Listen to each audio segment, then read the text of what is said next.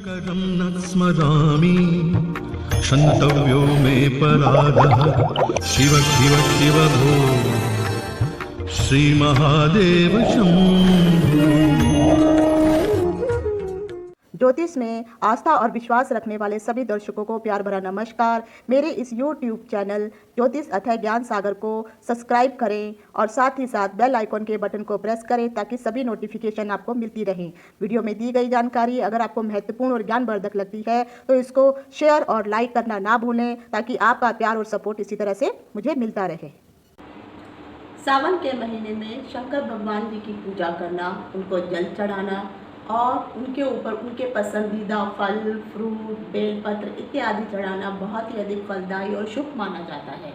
शिव पुराण के अनुसार ये कहा गया है कि भगवान भोलेनाथ श्रावण के महीने में जितने भी लोग हैं वो सोमवार के दिन, खासकर सोमवार के दिन अगर भगवान भोलेनाथ का व्रत करते हैं तो उनकी सभी मनोकामनाएं पूर्ण होती हैं। हिंदू धर्म में श्रावण के महीने का बहुत ही अधिक महत्व माना जाता है। श्रावण को सभी प्रकार की मनोकामनाओं को पूर्ण करने का महीना भी कहा जाता है। इसीलिए हिंदू धर्म के सभी लोग श्रावण मास का बेसब्री से इंतज़ार करते हैं क्योंकि ये पूरा एक महीने तक चलने वाला समय होता है। शास्त्रों के अनुसार भोलेनाथ को यह महीना भी बहुत अधिक प्रिय है और जो भी भक्त श्रावण के महीने में पूरे विधि विधान से शंकर भगवान जी की पूजा व्रत करते हैं उन पर भोलेनाथ जी की कृपा विशिष्ट रूप से बनी रहती है। और इस बार का जो सावन का महीने का जो शुरुआत अगर आप देखेंगे तो सोमवार के दिन से ही शुरू हो रही है। श्रावण के महीने में पड़ने वाला जो भी पहला सोमवार होता है वो बहुत ही अत्यधिक शुभ माना जाता है। हालांकि श्रावण का महीने की जो शुरुआत होती है पहले कृष्ण पक्ष की शुरुआत होती है और उसके बाद शुक्ल पक्ष की शुरुआत होती है। लेकिन कृष्ण पक्ष की शुरुआत होने के बावजूद भी क्योंकि ये पहली तिथि है, अभी हम जो है 5 तारीख को जो है ग्रहण लगने वाला है, चंद्र ग्रहण है और पूर्णिमा की तिथि है, तो शुक्ल पक्ष का जो ये पहला सोमवार है ये भी अत्यधिक शुभ ही माना जाएगा क्योंकि शुक्ल पक्ष की कृष्ण पक्ष की ये जो चंद्रमा है ये भी शुभ माना जाएगा। शास्त्रों के अनुसार ये बताया गया है कि शुक्ल पक्ष की छठी तिथि से लेकर के कृष्ण पक्ष की पंचमी तिथि तक का जो चंद्रमा होता है अत्यधिक शुभ माना जाता है। तो इसीलिए इस बार जो श्रावण का महीना शुरू हो रहा है सोमवार के दिन से शुरू हो रहा है। बेशक कृष्ण पक्ष है लेकिन कृष्ण पक्ष होने के बावजूद भी चंद्रमा में पूर्ण रूप से बल है, इसीलिए ये श्रावण का महीना अत्यधिक शुभ माना जाने वाला है।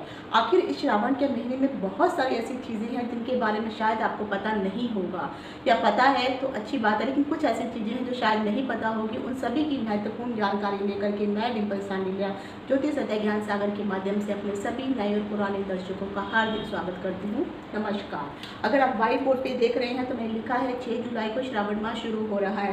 पहला प्रश्न है शिवलिंग पर क्या नहीं चढ़ाना चाहिए। बहुत से ऐसे लोग हैं जिनको ये मालूम ही नहीं है, वो पूजा करते हैं, व्रत करते हैं, लेकिन उसके बावजूद वो ऐसी छोटी छोटी बहुत सारी गलतियां कर देती हैं जिसके कारण जो है उनको उस व्रत का पूर्ण रूप से फल नहीं मिल पाता है, उल्टा उनको पाप का भागीदार बनना पड़ता है। दूसरा प्रश्न है शिवलिंग की परिक्रमा कितनी बार करनी चाहिए या कितनी परिक्रमा करनी चाहिए। बेशक सवाल यही है, बहुत से लोगों को ये बिल्कुल भी पता नहीं है कि शिवलिंग की जो परिक्रमा होती है वो कितनी परिक्रमा होती है, कैसे की जाती है। और ये बातें जो है अगर आप वहाँ पर मंदिर में भी जाएंगे ना तो पंडित लोग भी आपको नहीं बताते हैं। पता नहीं, मुझे नहीं समझ में आता है ऐसा क्यों वो करते हैं। तो कहीं ना कहीं वो पंडित लोग तो जानने के बावजूद अगर आपको नहीं बताते हैं तो वो भी स्वयं इसके पाप के भागीदार बनते हैं। और अगर आप अनजाने में इस प्रकार की गलती करते हैं तो कहीं ना कहीं अनजाने में भी आप पाप के भागीदार बन ही जाते हैं। इसका भी मैं कारण बताऊंगी कि क्यों, कितनी परिक्रमा की जाती है और क्यों की जाती है। तीसरा है कि शिवलिंग पर क्या चीज़ों को चढ़ाना चाहिए, ये सबसे मेन है। नहीं चढ़ाना वो सबसे ज़रूरी है, उसके बावजूद जो बाकी चीज़ें चढ़ाते हैं वो आप बहुत हंसी खुशी अपनी क्षमता के अनुसार शिवलिंग के ऊपर आप चढ़ा सकते हैं। लेकिन शिवलिंग पे कहाँ पे चढ़ाना ये भी सबसे बड़ी चीज़ होती है, लोगों को मालूम ही नहीं होता और लोग बस लगे रहते हैं कि हाँ बस मेरा सामान यहाँ पे आ जाए, तो ये भी गलत है। कौन से हिस्से में क्या चढ़ाना है ये भी बहुत बड़ी चीज़ होती है। तीसरा आता है श्रावण में व्रत के समय जो है जो भी लोग व्रत करते हैं उनको बहुत सी चीज़ों का ध्यान रखने की ज़रूरत है। बहुत सारी छोटी छोटी गलतियाँ ये लोग कर देते हैं, तो इसके भी चीज़ों के बारे में मैं बताऊंगी। और सबसे बड़ी है कि श्रावण के महीने में आखिर सोमवार का इतना अधिक महत्व क्यों हम सोमवार को बहुत अधिक शुभ मानते हैं, हालांकि हफ्ते में 7 दिन होते हैं। ये सब चीज़ें मैं बारी बारी आज आपको बताने वाली हूँ। तो सबसे पहले मैं आपको बताने वाली हूँ कि श्रावण के महीने का ये जो शुरुआत हो रही है बहुत ही शुभ दिन से हो रही है, सोमवार के दिन से ही हो रही है।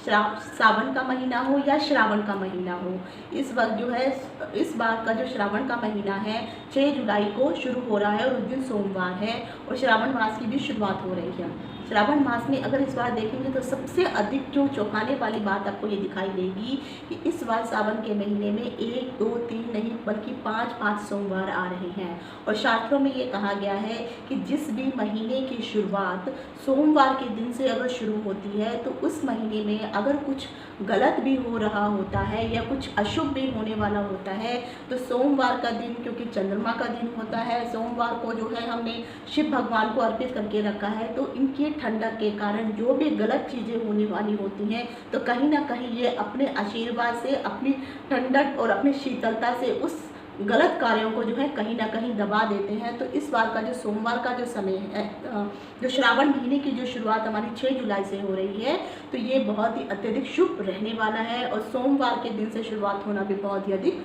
शुभ समाचार है। तो अगर कुछ भी उल्टी सीधी जो घटनाएं हो रही हैं, हालांकि 5 तारीख को जो है चंद्र ग्रहण भी लग रहा है, बेशक वो भारत में नहीं दिखाई दे रहा, लेकिन उसका जो भी कुछ अशुभ इफेक्ट होगा तो जरूर भारत पर भी होगा, क्योंकि ब्रह्मांड में ये सब चल रहा है तो उसका इफेक्ट में भी काफ़ी अधिक कमी आ जाएगी। तो इस बार ये बहुत ही अद्भुत संयोग है कि पहला संयोग ये है कि सोमवार के दिन 6 जुलाई से ही श्रावण मास की शुरुआत हो रही है। और सबसे बड़ी बात ये है कि जब हम सोमवार का जो आखिरी जो सोमवार की जो शुरुआत हो रही है, जो श्रावण का जो सोमवार है वो 3 अगस्त को बढ़ रहा है, तो 3 अगस्त को ही जो है आखिरी सोमवार है और ये 5वां सोमवार है। तो 5वें सोमवार के दिन ही श्रावण मास की ही समाप्ति भी हो रही है। तो इस बार का ये जो संयोग है ये बहुत ही अद्भुत बना हुआ है। तो इसीलिए मैंने कहा है श्रावण का मास जो है बहुत अधिक शुभ है। श्रावण मास में सबसे पहले जो आ जाता है कि इतना अधिक जो है सोमवार का महत्व क्यों कहा जाता है, इसका कारण ये है, अगर आप जो है शिव पुराण पढ़ते हैं या अन्य जो भी पुराण है या ग्रंथ पढ़ते हैं, उसमें ये कहा गया है कि जो सावन का महीना होता है भगवान शिव और विष्णु को आशीर्वाद को लेकर के जो है श्रावण का महीना आता है। ये भी सबसे अधिक सत्य बात है। बहुत सारे लोगों को ये भी नहीं पता होगा कि वो जो शिवलिंग है वो शिवलिंग एक नहीं बल्कि 3 चीज़ों से मिलकर के बना हुआ है। वो कैसे? जो अगर आप शिवलिंग का जो लिंग, पहले तो आप शिवलिंग को तोड़ के अगर आप तोड़ेंगे तो एक आएगा शिव और दूसरा आएगा लिंग। तो यानी हम जो पूजा होती है वो लिंग की पूजा करते हैं और नीचे का जो हिस्सा होता है वो पार्वती की योनि का पार्ट होता है, जिसको हम अर्घा बोलते हैं, अर्ध बोलते हैं। बहुत सारे मंदिरों में, टेम्पल में ये बहुत चीज़ देखी है। शास्त्रों में ये बताया गया है कि कई बार मैंने मंदिरों में क्या देखा है, जो शिवलिंग का जिस तरह से मान लीजिए ये शिवलिंग है और ये शिवलिंग का जो ऊपर का जो हिस्सा होता है, टॉप का जो हिस्सा रहता है राउंड वाला, वो विष्णु भगवान को समर्पित है और उसके नीचे का जो लिंग है वो शिव का होता है और नीचे का जो अर्घा होता है वो माता पार्वती का होता है। इसीलिए जो है शिवलिंग को जो है मैंने इसलिए आपको कहा कि जो शिवलिंग, जो भी ये श्रावण का मास होता है, ये विष्णु भगवान और शिव भगवान को दोनों को समर्पित किया जाता है और माता पार्वती को भी ये समर्पित रहता है। तो इन तीनों को ही ये समर्पित किया जाता है। अब सबसे बड़ी बात ये आ जाती है क्योंकि आखिर इसका कारण क्या था कि जब श्रावण का महीना था उस समय भगवान शिव की जो थी माता पार्वती ने बहुत उनको पति के रूप में पाना चाहती थी और बहुत घनघोर तपस्या की थी और उन्होंने पूरे श्रावण मास में व्रत किए थे, कठोर तप किया था। इसीलिए भगवान शिव जो थे प्रसन्न हो गए थे और प्रसन्न होने के कारण जो था उन्होंने माता पार्वती के साथ विवाह रचाया और इसी कारण जो अगर आप देखेंगे तो सोमवार के महत्व का दिन बहुत अधिक हो जाता है।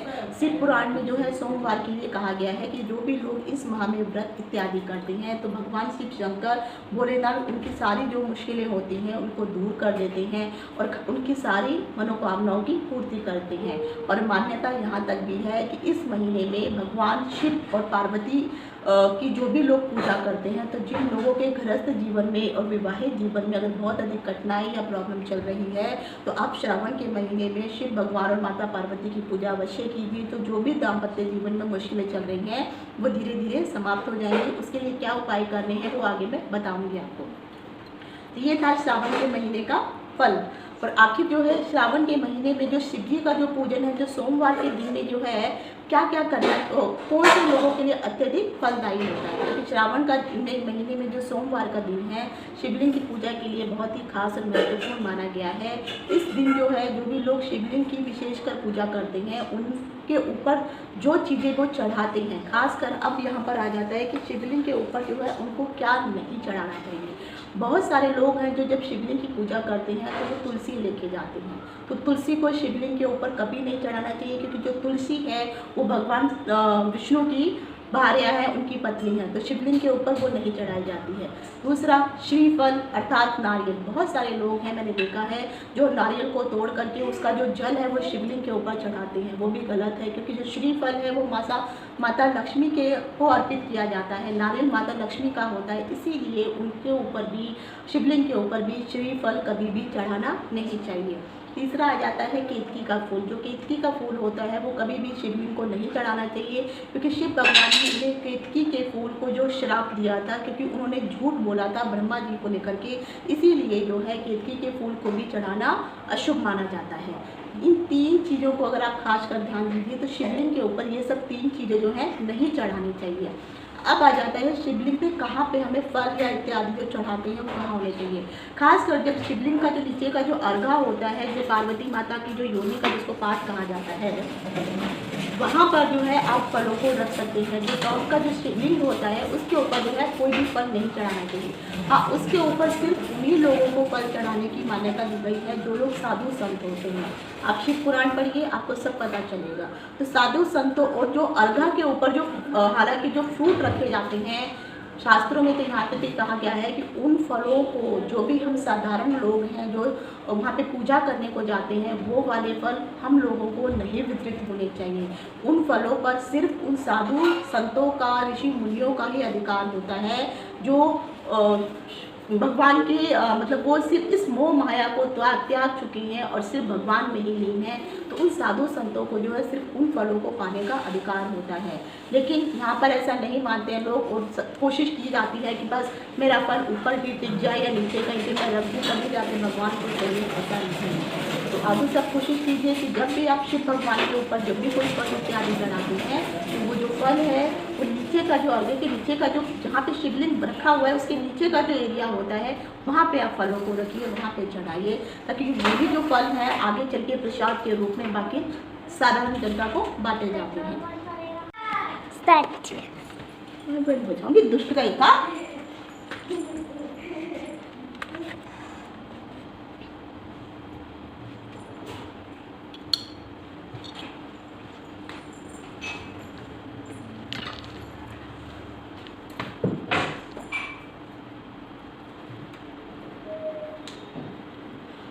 अब जैसे दूसरा प्रश्न आ जाता है कि शिवलिंग की जो है हमें कितनी परिक्रमा करनी चाहिए।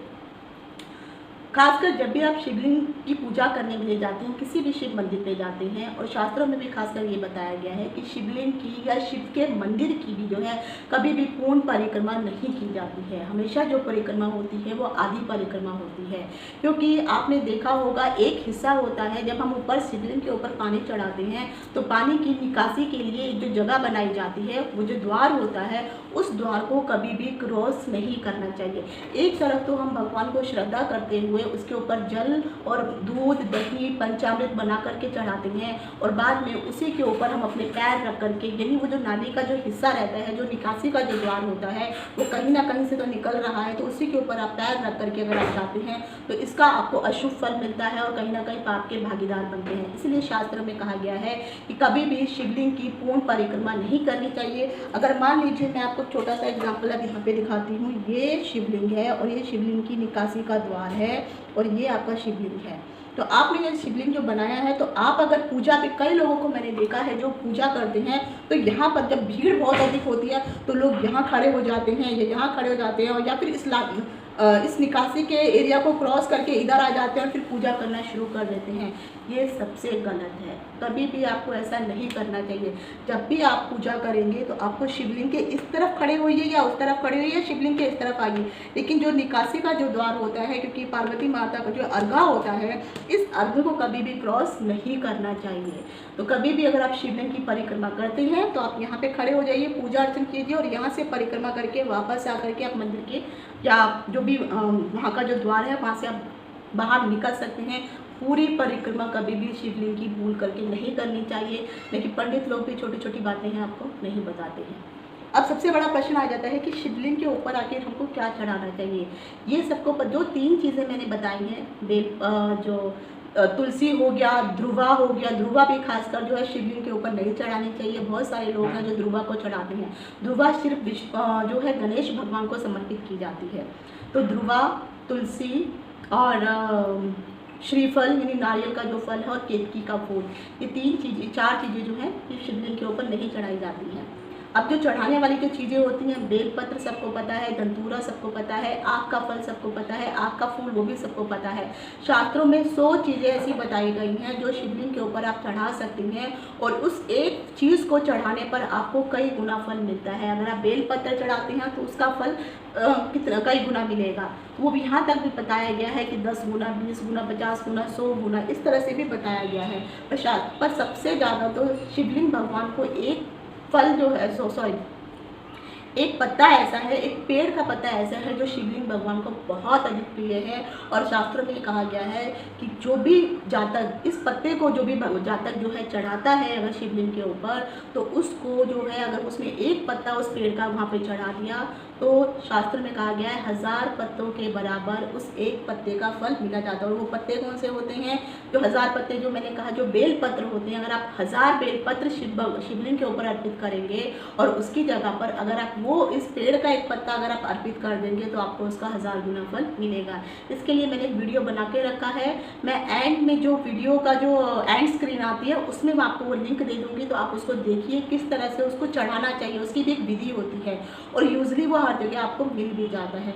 तो आप उस पत्ते को जरूर चढ़ाइए इन श्रावण के महीनों में। हालांकि लॉकडाउन चल रहा है कोरोना की वजह से, अगर मंदिर जाने का आपको मौका मिलता है और ये पत्ता मिलता है तो उसको आप जरूर शिवलिंग के ऊपर चढ़ाइए। आपके मनोवांछित फल संपूर्ण को मिलेंगे, प्राप्त होंगे। जो भी चीज़ें मैंने 4 चीज़ें आपको बताई उनको छोड़ करके बाकी सब चीज़ें जो है शिवलिंग पे आप चढ़ा सकती हैं। पंचामृत जो सबसे ज़्यादा मेन होता है, लोग पंचामृत को बनाने की सही विधि भी नहीं जानते हैं। जब भी पंचामृत बनाया जाता है तो जितनी जितनी चीज़ें आप चढ़ाते हैं वो हर चीज़ उसकी दुगनी दुगनी हो जाती है। अब मान लीजिए पंचामृत में सबसे पहले शहद आता है, तो अगर आप शहद का 1 चम्मच लेते हैं, शहद के बाद आप दही डालते हैं तो दही के आपको 2 चम्मच डालने पड़ेंगे। दही के बाद अगर मान लीजिए आप दूध लेते हैं तो दूध के आपको 4 चम्मच ऐड करने होंगे। दूध के बाद अगर मान लीजिए आप जो है उसके अंदर जल का यूज़ करते हैं तो जल के जो है आपको उसके 5 चम्मच 4 की जगह 8 चम्मच डालने होंगे। तो इसी तरह से जो भी आप पंचामृत बनाते हैं, जो भी चीज़ पहले आप डालेंगे उसके बाद बाकी के सभी चीज़ों को आप उतनी संख्या में दुगना करते जाइए, तभी जाकर के वो पूर्ण रूप से आपका पंचामृत बनेगा। और फिर आप उस पंचामृत को जाकर के आप शिवलिंग पे चढ़ा सकते हैं। अभी जैसे अगर आपने घी डाला है तो घी भी अगर आप डालते हैं तो घी का भी एक क्वांटिटी रहेगा। अगर मान लीजिए आपने 1 चम्मच शहद डाला है तो 2 चम्मच आप घी डालिए, 3 चम्मच जो है आप दही डालिए, और 2 चम्मच आप घी डालिए, फिर 4 चम्मच जो है आपको दूध दही डालिए, फिर उसके बाद जो है 4 के आप 8 कर लीजिए तो 8 चम्मच जो है आपको दूध डालना है, और 8 के बाद 16 चम्मच जो है आपको पानी का मिश्रण करना है। तभी ये 5 चीज़ें जब इस मात्रा में इस प्रपोर्शन में मिलेंगी तभी जाके ये पूर्ण रूप से पंचामृत बनता है। और लोगों को पंचामृत बनाने की पूर्ण विधि तक भी मालूम नहीं है, क्योंकि ये बातें नहीं बताई जाती हैं इस तरह से यूट्यूब पे। तो आप पंचामृत तक कभी शिव जी पे चढ़ाइए या घर के लिए भी बनाते हैं तो इस विधि से ही उसको अवश्य बनाइए। तो ये सब चीज़ें आप चढ़ा सकते हैं। बेल पत्र हो गया, आग का पत्र हो गया, ये सब चीज़ें आप शिवलिंग पे अवश्य चढ़ाइए। शास्त्रों में यहाँ तक भी कहा गया है कि ऐसी लड़कियाँ जो कवाली हैं, जिनका भी विवाह नहीं हुआ है और वो अच्छा पति प्राप्ति चाहती हैं, तो उन लोगों को श्रावण के दिनों के में जो है खासकर जो सोमवार का दिन होता है, उन सभी लड़कियों को या जो भी सभी पुरुष हैं जिनके पे अभी विवाह नहीं हुआ है, वो श्रावण के सोमवार के दिन जो है व्रत कर सकते हैं। और शिव पुराण के अनुसार यहाँ तक भी कहा गया है कि जो भी जातक सोमवार के दिन श्रावण की मास में सोमवार के दिन पूजा करते हैं तो उनको मनवांछित वर और वधु की प्राप्ति भी अवश्य होती है। तो आप ये जरूर कीजिए। अब आ जाता है कि श्रावण के मास में सोमवार का जो महत्व है वो क्यों आता है, ये मैं ऑलरेडी आपको बता चुकी हूँ। सबसे बड़ी जो मेन बात आ जाती है कि श्रावण के मास में जो है व्रत हम लोग सब करते हैं, लेकिन व्रत में कुछ खास बातों का ध्यान रखना जरूरी है। हम सब सुबह उठते हैं, नहा धो करके सभी कामों से निवृत्त होकर के फिर हम व्रत करने के लिए जाते हैं और सीधा हम वहाँ पर जाके ईश्वर को बोलते हैं कि आज हमने व्रत किया है, आप हमारा व्रत स्वीकार कीजिए। ये तरीका बहुत गलत है, ऐसा नहीं होता है। जब भी आप कोई व्रत करते हैं, किसी भी भगवान का किसी भी दिन का व्रत करते हैं, तो सबसे पहले उस व्रत को करने का संकल्प लेना चाहिए। आप कभी भी मंदिर में जाते हैं या घर में कथा कीर्तन होता है, हवन होता है, तो सबसे पहले पंडित जी आपको संकल्प दिलवाते हैं। तो आपके हाथों में जो है थोड़ा पानी डालते हैं, थोड़े पुष्प डालते हैं, थोड़े चावल डालते हैं और फिर संकल्प लिया जाता है और संकल्प में कुछ बातें दोहराई जाती हैं। आपको भी जब भी ये व्रत करेंगे, सोमवार का व्रत करेंगे, तो आपको अपने आप ये संकल्प लेना है। घर के मंदिर में आप जाइए, थोड़ा शुद्ध जल रखिए, थोड़े से अक्षत जो टूटे हुए चावल ना हो वो चावल रखिए और अपने सीधे हाथ में जो है अक्षत, फूल और वो चावल हाथों में रखिए और फिर ईश्वर के आगे जो है आपको संकल्प करने के लिए सबसे पहले आपको अपना नाम बोलना पड़ेगा। तो आप अपना नाम बोलिए, फिर उस दिन की तिथि बोलिए, जो भी तिथि होगी, फिर उस दिन कौन सा दिन है। जैसे मान लीजिए सोमवार का पहला अगर आप व्रत कर रहे हैं तो आपका नाम जो भी होगा तो अमुक नाम, जैसे अगर मैं करती हूँ तो मैं बोलूँगी मैं डिम्पल सांडिल्या, तिथि प्रतिपदा, दिन सोमवार, स्थान हैदराबाद, और हैदराबाद कहाँ पे है ये तेलंगाना। ये सब चीज़ें बोलने के बाद मेरा जो गोत्र है तो वो गोत्र वगैरह बोलने के बाद फिर आप जो है प्रण लेते हैं और फिर वो जो चावल, अक्षत और वो जो कुमकुम और वो होता है फ्लावर और जो जल होता है, फिर हम उसको जो है साइड में रख देते हैं। तो ये हमारा संकल्प सबसे लेना जरूरी है, तभी जाकर के ये व्रत जो है आपका संपूर्ण माना जाएगा। तो आप इस तरह से जो है व्रत करिए। और दूसरी चीज़, आप मीठा कुछ भी खाइए, फल फ्रूट, लेकिन फल व्रत करने का मतलब ये नहीं है कि आपको अपना पेट भर के रखना है। व्रत करने का अर्थ होता है कि आपको फल जो भी खाना है, अगर तो इतना फल खाइए। आपको एक अगर एप्पल खाना है तो सिर्फ आपने एक ही एप्पल खाना है, उस फल को जो है पेट भर के नहीं खाना है, तभी व्रत होता है। और ये भी नहीं है कि आप सारा दिन कुछ ना कुछ खाते गए, आज मेरा व्रत है तो मैं ये भी खाऊंगा वो भी खाऊंगा। तो ऐसा व्रत भगवान कभी भी स्वीकार नहीं करते हैं। व्रत बहुत कठोर होता है। तो आप कुछ भी खाएंगे, आप थोड़ा थोड़ा, और उसके लिए भी डिस्टेंस मेंटेन करके रखिए। सुबह अगर आप कुछ नहीं खाते हैं तो दोपहर के समय में आपने सिर्फ एक आधा फल खाना है, और उसके बाद जब शाम को होगा तो आपको भी चाय वगैरह अगर आप लोग पीते हैं तो उस तरह से पी सकते हैं। फिर रात की जब भी संध्या के समय जब वो पूजा होती है शिवलिंग, जब आप कथा वगैरह पढ़ते हैं और शिव की पूजा करने के बाद जो है जो भी प्रसाद आप बनाते हैं, जिस भी अन्न का प्रसाद अगर आपने बनाया है, याद रखिए उसमें एक मीठा ही होना चाहिए, नमकीन बिल्कुल नहीं होना चाहिए। क्योंकि कहा गया है एक टाइम का भोजन करना चाहिए, और वो एक टाइम का भोजन जो है वो रात्रि में व्रत खुलने के बाद ही होता है, और जो प्रसाद के रूप में चढ़ाया जाता है वही आपका भोजन है, और वही सिर्फ आपने थोड़ा सा ही खाना होता है। उसको भी ये नहीं है कि आप पेट भर के खाएंगे। तो उस हिसाब से खाइए ताकि आपका व्रत भी पूर्ण हो, और मीठे के अलावा आप व्रत में कुछ भी ना खाएं। और अगले दिन जब सुबह हो जाती है तब जाकर के जो है आप का जो व्रत है जो समाप्त हो जाता है, तो शिव भगवान के सामने जा कर के नहा धो करके उनको प्रणाम करके फिर जो भी आपने कुछ मिष्ठान बनाया है, चरणामृत वगैरह, उसको लेने के बाद फिर आप जो है अन्य कुछ नमकीन खा सकते हैं। तो ये पूर्ण रूप से तरीका होता है व्रत को शुरू करने का और समापन करने का। तो इस तरह से आप श्रावण के महीनों में व्रत कीजिए, शिव भगवान की पूजा अर्चना कीजिए। फिर भी कोई डाउट है तो आप मुझसे कमेंट बॉक्स में लिख करके पूछ सकते हैं। श्रावण मास में जो है दाम्पत्य जीवन के लिए सबसे महत्वपूर्ण चीज़ मैं आपको बताने वाली हूँ। आप श्रावण के महीनों में इस जो पूजा अर्चना को जो है अगर आप जरूर करेंगे तो आपके वैवाहिक जीवन में किसी भी प्रकार की कोई भी समस्या चल रही है ये वो अवश्य ठीक हो जाएगी। तो जो भी जातक हैं, चाहे वो स्त्री हो या पुरुष हो, अगर आपस में आपके मन में खटास चल रही है, लड़ाई झगड़ा हो रहा है, बहुत अनबन हो रही है, तो दोनों हस्बैंड वाइफ मिल करके अगर आप मंदिर में जा सकते हैं, क्योंकि अगर खुला है मंदिर तो आप जाइए और वहाँ पर जाकर के दूध, दही, घी, शहद, शक्कर, ये 5 चीज़ें जो हैं, शक्कर नहीं सॉरी जल, 5 चीज़ें मिला करके इनका पंचामृत बनाइए। क्योंकि शहद ही मीठा होता है तो शहद का ही यूज़ किया जाता है। पंचामृत बना करके ईश्वर को जो है आप दोनों मिल करके शिव भगवान का अभिषेक जरूर कीजिए और उनसे ये प्रार्थना कीजिए कि जो भी अनबन चल रही है वो किसी न किसी रूप से वो समाप्त हो जाए और फिर से पहले की जैसे मिठास आपके पारिवारिक जीवन में आ जाए। दूसरा आ जाता है कि शिवरात्रि का जब भी शिव का दिन हो, जब ये सोमवार का दिन हो, या जो भी श्रावण के जो पूरे महीने हैं, आप अपने घर में भी अगर आप पूजा अर्चना इत्यादि करते हैं, तो शिवलिंग के श्रावण के महीने में खासकर ये बताया गया है, अगर आप लोग जो है शिवलिंग की पूजा घर में भी अगर आप मिट्टी का शिवलिंग अगर आप बना करके रखते हैं, जिसको हम पार्थिव शिवलिंग कहते हैं, तो आप पार्थिव शिवलिंग बना करके आप मंदिर नहीं जा सकते हैं, कोई बात नहीं, घर में आप पार्थिव शिवलिंग बनाइए, मिट्टी का शिवलिंग बनाइए। उसके लिए मैंने वीडियो बना के रखा है, मैं भी वो डिस्क्रिप्शन बॉक्स में आपको दे दूँगी, देखिए उसमें कैसी पूजा की जाती है। और सबसे अधिक फल जो है आपको पार्थिव शिवलिंग की पूजा का सबसे अधिक मिलता है। शास्त्र में यहाँ तक भी कहा गया है, जो शिवलिंग होते हैं वो सबसे शुभ, आप मंदिरों में जाएंगे आपको सफ़ेद रंग का शिवलिंग, काले रंग का शिवलिंग या ग्रे कलर का शिवलिंग मिल जाता है, लेकिन जो सबसे अधिक शुभ शिवलिंग होता है वो काले रंग का शिवलिंग सबसे अधिक शुभ माना जाता है। आप प्रतिदिन जो है, अब जो भी आपकी मनोकामना है उसको पूर्ण करने के लिए आप प्रतिदिन शिव भगवान की ओम नमः शिवाय इसका मंत्र का जाप अवश्य कीजिए, या ओम पार्वती पते नमः, क्योंकि शिव भगवान पार्वती के पति हैं, तो इसमें पार्वती का नाम का भी उच्चारण हो गया और शिव भगवान का भी नाम का उच्चारण हो गया।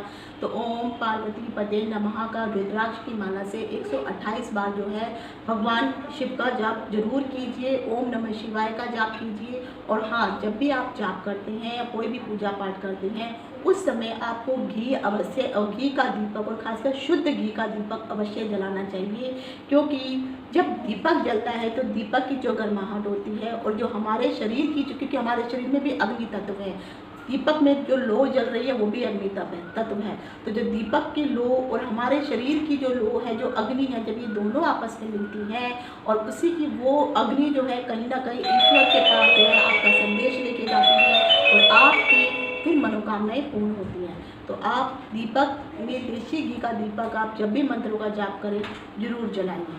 तो ये थी सभी जानकारी शिवरात्रि को श्रावण मास से संबंधित ये सभी जानकारी थी। आशा करती हूँ आपको ये पसंद आई होगी।